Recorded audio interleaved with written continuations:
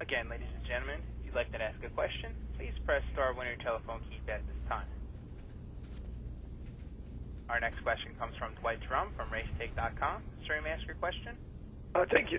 Thank you. One, most of the drivers, for instance, now, of course, with the double week race in Charlotte area, most of the drivers live in the Mooresville, Charlotte, your places like in Kannapolis. Most of the drivers live up there.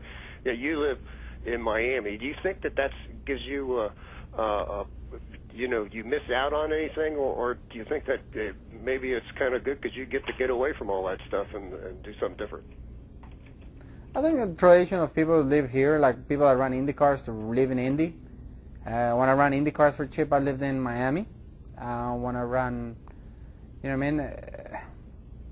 I used to go a lot to the shops, and funny enough, when I was in Formula One, Frank once told me, you need to stop coming here so often. I said, why? And he said, because people rather talk to you than work.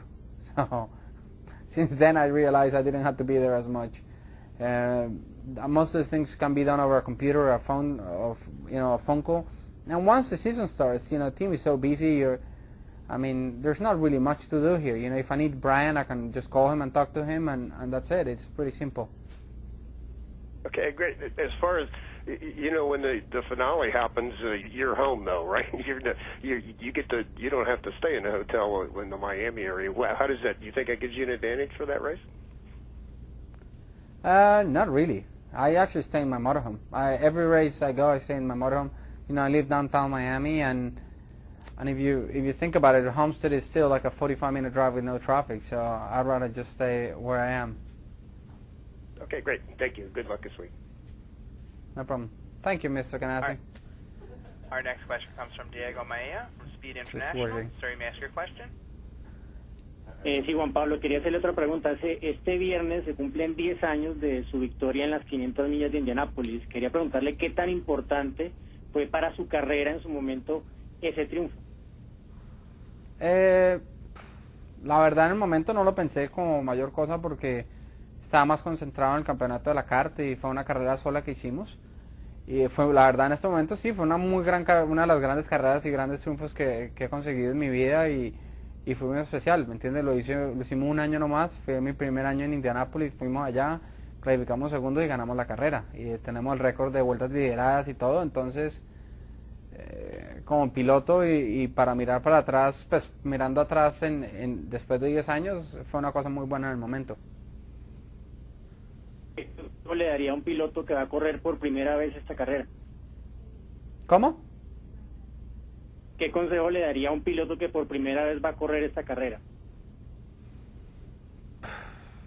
Depende de qué tan rápido esté y cuál sea la estrategia. Yo creo que depende de lo que uno esté buscando. Cuando nosotros lo corrimos estábamos buscando ganar y hicimos la estrategia para tratar de ganar la carrera y la ganamos. Hay momentos que uno no tiene el carro para ganar, ni el equipo, ni en el momento las condiciones para llegar a ganar. Entonces tiene que correr a aprender, a entender cómo funciona. Especialmente cuando uno no ha hecho carreras tan largas, tiene que tener paciencia y aprovechar cada una de las situaciones.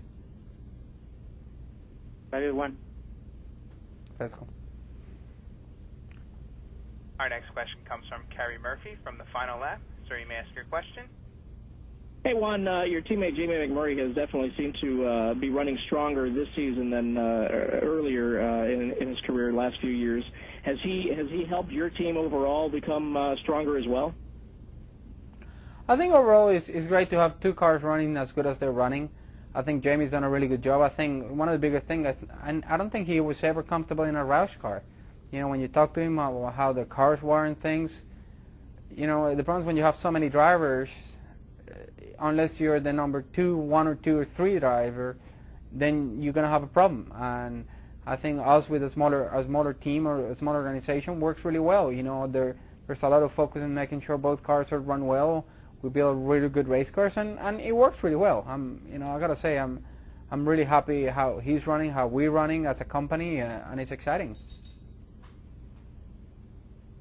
All right, good luck. Thank you. Next question it's not comes my from phone, Dave is Rodman from NASCAR.com. Sir, you may ask your question. Juan, this is a big weekend for racing, potentially huge weekend for Chip Ganassi, who won the Daytona 500. He's won Indy before. From someone on the inside, how do you see him, and Chip's a pretty intense guy, how do you see him dealing with the intensity of this weekend and something that we may not notice? I guess I haven't noticed either. He was behind the camera 5 minutes ago, saying hi in an interesting way. Put it that way. So no, he seems okay. You know, I think it's been done over the years so many times. I think he just, I don't think there's anxiety or anything. You just go out there and do what you can. You're as well prepared as you can be here and there, and you just go out there and run and see. If you do a better job than anybody else, you're going to take the trophy home. If you don't, then you got to go back and look why you didn't. Do you think Chip is maybe a classic example of an owner who feels like he puts the best people in place and then he stands back and lets you do your jobs? Sometimes he does that. Sometimes you need him to push more people, and it just depends how everything is running, how everything is so smooth. I think the Indy program runs really smooth, because he's been around long enough, that program, that is very stable. I think the NASCAR program was a little more unstable, so he needs to be a little bit more hands-on, and he's done it. So it's pretty nice to see. Thanks. No problem. There appear to be no further questions at this time, so I'd like to turn the floor back over to Herb Branham. Hey, thank you, and thanks to Juan. Much appreciated your time today. Best of luck in the Coca-Cola 600. Thank you very much. All right, thanks to all the media who participated today. As always, we appreciate the coverage.